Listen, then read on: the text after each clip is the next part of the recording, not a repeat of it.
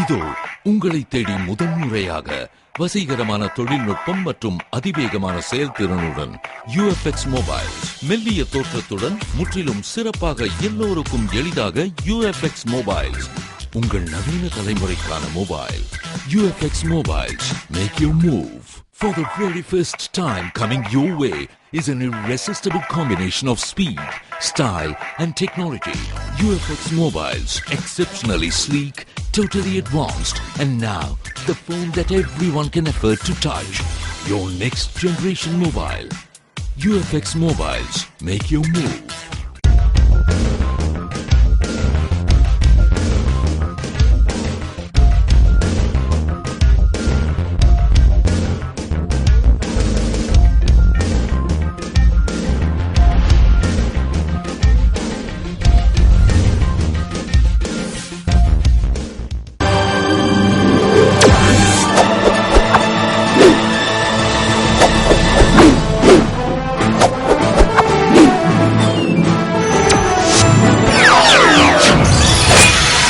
நீங்கள் பார்த்துக் கொண்டிருப்பது AJK டிவியின் புதுவை மாலை.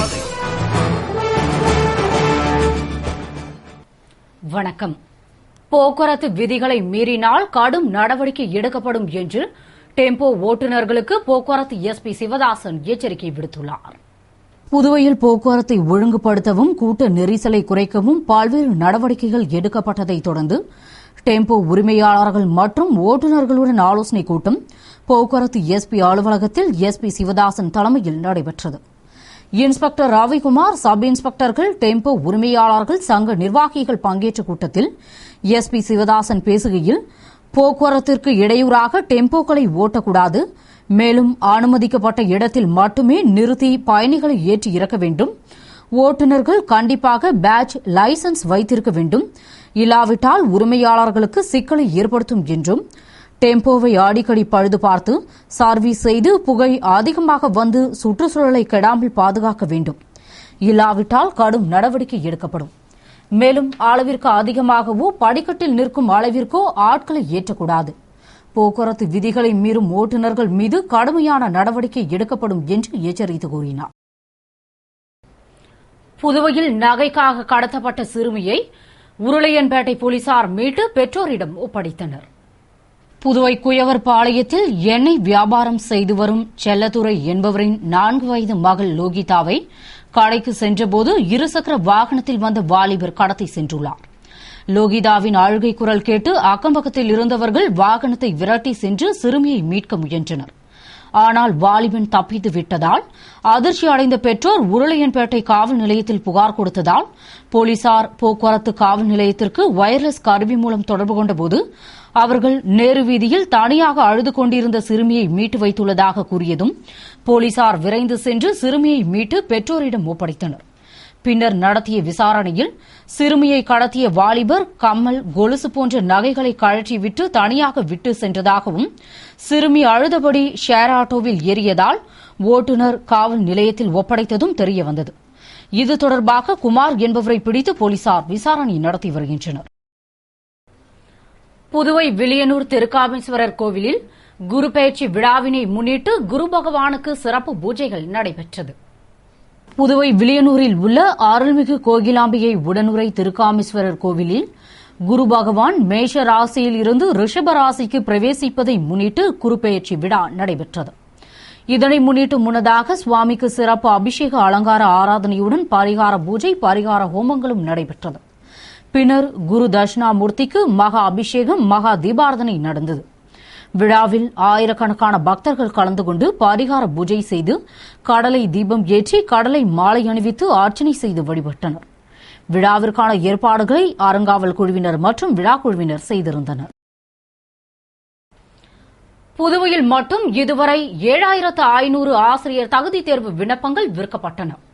மேலும் பூர்த்தி செய்த விண்ணப்பங்களை சமர்ப்பிக்கும் பணியும் தீவிரமாக நடைபெற்று வருகிறது.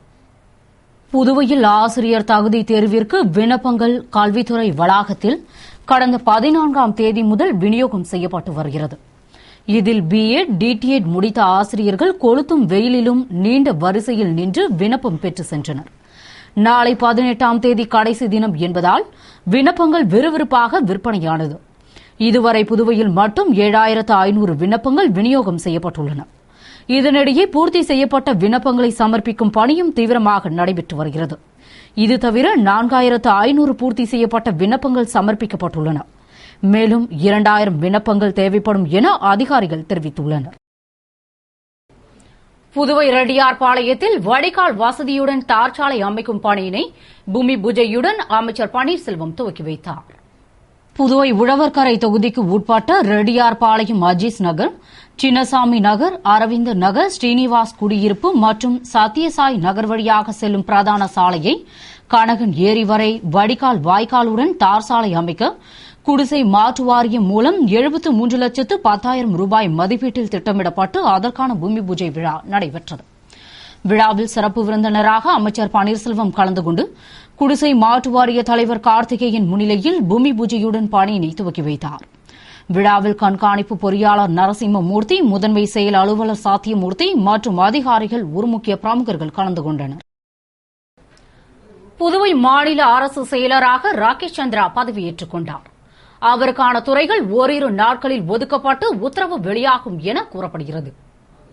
புதுவை சிவில் சர்வீஸ் அதிகாரியாக பணியாற்றிய ராகேஷ் சந்திராவிற்கு IAS அதிகாரியாக பதவி உயர்வு கிடைத்ததை அடுத்து அவர் கோவாவிற்கு இடமாற்றம் செய்யப்பட்டு புதுவையிலிருந்து விடுவிக்கப்பட்டு கோவா அரசு பணியில் சேர்ந்தார். ஆனால் அவரது உடல்நிலை காரணமாக அவரது மனுவினை ஏற்ற மத்திய உள்துறை அமைச்சகம் மீண்டும் அவரை புதுவைக்கே மாற்றி உத்தரவிட்டது. இதனையடுத்து புதுவை திரும்பிய ராகேஷ் சந்திரா அரசு செயலராக பொறுப்பேற்றுக் கொண்டார். அவருக்கான துறைகள் இன்னும் ஒதுக்கப்படாததால் இன்னும் ஓரிரு நாட்களில் பிப்டிக் மேலாண் இயக்குநர், சுகாதாரம் உள்ளிட்ட துறைகள் ஒதுக்கப்பட்டு உத்தரவு வெளியாகும் என கூறப்படுகிறது. புதுவை அரசு முதுநிலை எழுத்தர் பணிக்கு நேரடி தேர்வு நடத்த உள்ள நிலையில் அமைச்சக ஊழியர்கள் சங்கம் எதிர்ப்பு தெரிவித்துள்ளது. புதுவை திருவள்ளுவர் அரசு பெண்கள் மேல்நிலைப் பள்ளியில் அமைச்சக ஊழியர்கள் சங்கத்தின் அவசர ஆலோசனைக் கூட்டம் பொதுச் செயலாளர் ராஜேந்திரன் தலைமையில் துணைத் தலைவர் வேணுகோபால், இளநிலை எழுத்தர் சங்க நிர்வாகி மணிமாறன், விஜய் முன்னிலையில் நடைபெற்றது. கூட்டத்தில் கடந்த 7 ஆண்டுகளாக 150 பேர் இளநிலை எழுத்தராக பணியாற்றி வருவதாகவும் தகுதி வாய்ந்த அவர்களுக்கு முதுநிலை ஊழியராக பதவி வழங்காமல் நேரடி தேர்வு மூலம் பதவி அளிக்கப்பட்டால் இளநிலை எழுத்தர் பாதிக்கப்படுவர் என்றும், எனவே இளநிலை எழுத்தருக்கு முதுநிலை எழுத்தராக பதவி வழங்கிவிட்டு பின்னர் நேரடி நியமனத்தில் அரசு ஈடுபடலாம் என தீர்மானிக்கப்பட்டது. நிலுவையில் உள்ள 10 மாத சம்பளத்தை உடனே வழங்க வலியுறுத்தி பாசிக் ஊழியர்கள் தட்டாஞ்சாவடி தலைமை அலுவலகத்தில் போராட்டத்தில் ஈடுபட்டனர். புதுவை அரசு நிறுவனமான பாசிக் நிறுவனத்தில் ஊழியர்களுக்கு 10 மாத சம்பளம் வழங்காத நிலையில் வறுமையில் வாடும் ஊழியர்கள் தட்டாஞ்சாவடி தலைமை அலுவலகம் முன்பு ஒன்று திரண்டு சம்பளம் வழங்கக் கோரி போராட்டக்குழு தலைவர் தலைமையில் நிர்வாகிகள் முன்னிலையில் போராட்டத்தில் ஈடுபட்டனர். அப்போது ஊழியர்கள் சம்பளத்தை வழங்காவிட்டால் சாரம் அவைத்திடலில் பல்வேறு தொடர் போராட்டங்களை கோரிக்கை நிறைவேறும் வரை நடத்தப்போவதாக தெரிவித்தனர். தொடர்ந்து கோரிக்கையை வலியுறுத்தி கோஷமிட்டு ஆர்ப்பாட்டம் செய்தனர். நிறுவனத்தில் 10 மாசமா சம்பளம் தரல. இது 11 மாசம் நடக்குது. 3 பேர் இது வரைக்கும் இறந்துருக்கிறாங்க. 2 பேர் தற்கொலை முயற்சி செஞ்சிருக்கிறாங்க. ஆனால் இந்த அரசாங்கம் இது வரைக்கும் எங்களுக்கு செவிசாய்க்கவும் இல்லை, எங்ககிட்ட என்னன்னு சொல்லலை. எங்களுடைய வாழ்வாதாரம் பாதிச்சு போய் மிகவும் மோசமான நிலையில் இருக்கிறோம். எங்களுக்கு இப்போ சம்பளம் மிக முக்கியமானதாக இருக்குது. எங்களுக்கு இந்த முதல்வர் சம்பளத்துக்கு ஏதாவது ஏற்பாடு பண்ணி எங்கள் வாழ்வாதாரத்தை நிலைநாட்டணும்னு சொல்லிட்டு இந்த நேரத்தில் நாங்கள் தெரிவிச்சுக்கிறோம். புதுவையில் அனல் காக்கும் வகையில் 100 டிகிரியையும் தாண்டி 106 டிகிரி பாரன்ஹீட் வெயில் கொளுத்தி மக்களை வாட்டி வதைத்தது. புதுவையில் கடந்த 4ஆம் தேதி அக்னி நட்சத்திரம் துவங்கி 100 டிகிரி அளவிற்கு வெயில் பதிவாகி மக்களை வாட்டி வதைத்து வந்த நிலையில் கடல் காற்று தாமதமாக வீசியதால் அக்னி நட்சத்திரம் துவங்கிய 13ஆம் நாளில் 100 டிகிரி பாரன்ஹீட்டையும் தாண்டி 106 டிகிரி என வெயில் கொளுத்தியது.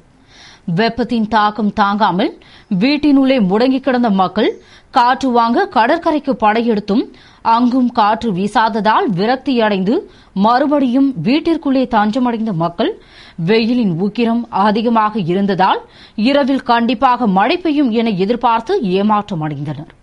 மேலும் அக்னி நட்சத்திரம் முடிவதற்குள் வெப்பத்தின் அளவு மேலும் அதிகரித்து சுட்டெரிக்குமோ என்ற அச்சத்தில் உள்ளனர்.